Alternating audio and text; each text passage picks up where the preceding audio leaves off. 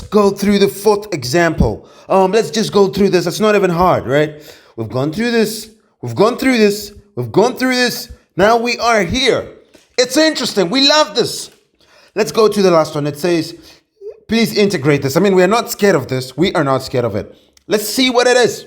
Let's go through it. It says find the integral of this x tan inverse of x with respect to x. These are two different functions. I know you are now warriors at this. You can see it. There are two different functions. This is a polynomial and this is an inverse trig, and they are multiplying each other. So I'm going to have to use by parts. I have to write, with my pencil, lepet. This is inverse trig. This is polynomial. Who comes first? Inverse trig comes first. So that means he is going to be my u, and he will have to be my dv dx. All right, no problem. I'm now going to write for the integral of x tan inverse of x with respect to x.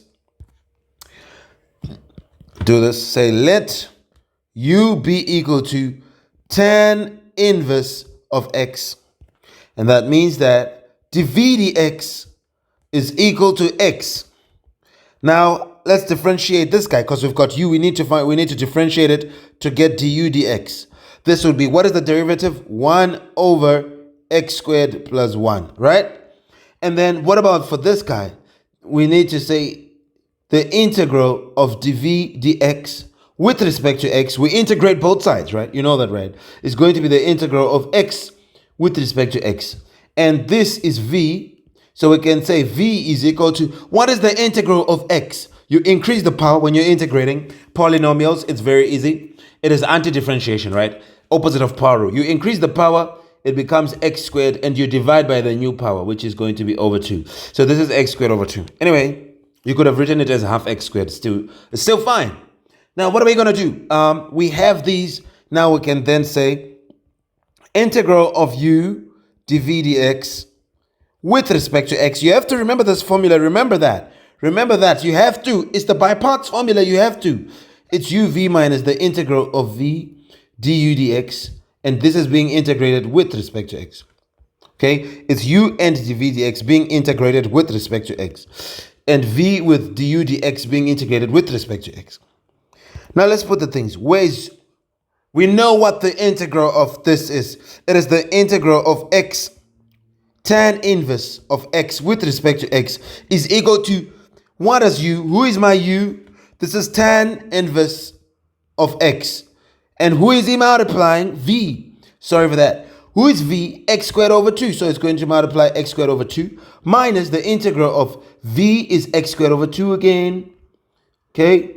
X squared over 2. And this is multiplying du dx. What is du dx? 1 over x squared plus 1. 1 over x squared plus 1.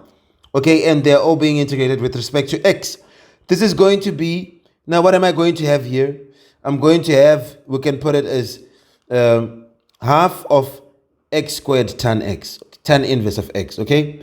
This 2 just comes, we can put it as a half, and x squared, we can just put it like this, and they're multiplying tan inverse.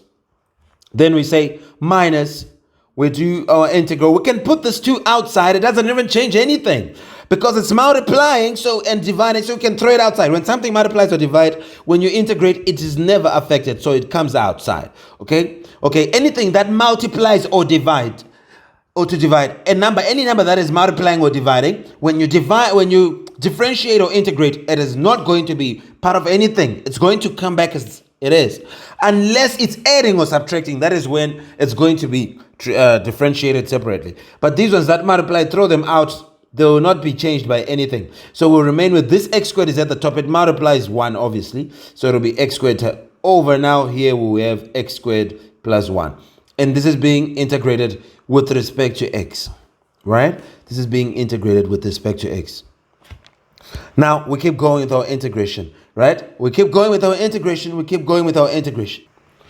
Now we can simplify. Just go to this next step and say, okay, this is going to be half. You can bring, since half is there on both, you can bring it outside and say x squared tan inverse of x minus the integral of x squared over x squared plus 1 with respect to x.